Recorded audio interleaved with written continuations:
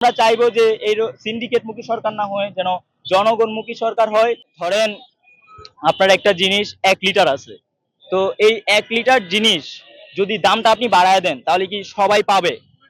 মানে সিম্পলি আপনি হিসাব করেন, ধরেন আপনি 1 লিটারের দাম 100 টাকা, 100 টাকা থেকে আপনি এটা 150 টাকা করলেন, তো এই 1 লিটার জিনিস কি সবাই পাবে? জিনিস তো একটাই। এক, দ্বিতীয়ত হচ্ছে যদি দাম বাড়াইলেই সমাধান হইতো, বা হচ্ছে তেলের তারা বলতেছে তেলের সংকট নাই, তাহলে এই যে একটা কৃত্রিম সংকট তৈরি করা হয়েছে, জনমনে এটা আতঙ্ক তৈরি করেছে, এই জিনিসটা তো তাহলে তৈরি করা, এটা কৃত্রিম ভাবে তৈরি করেছে, কারণ যারা সিন্ডিকেট রয়েছে, যারা তেল মজুত করছে, তাদেরকে মানে ফেসিলিটেট করার জন্য। যার ফলে আমরা দেখি যে 2-3 দিন আগে বা 1 সপ্তাহ আগে যখন সংসদে এটা নিয়ে কথা হচ্ছিল, তখন তারা বলছে তেলের কোনো সংকট নাই, তখন দাম ছিল 120 টাকা।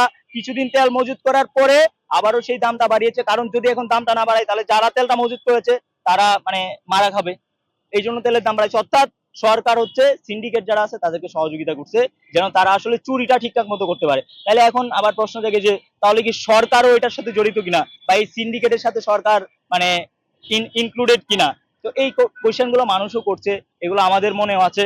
তো আমরা চাইবো যে এই সিন্ডিকেট মুখী সরকার না হয়ে যেন জনগণমুখী সরকার হয়,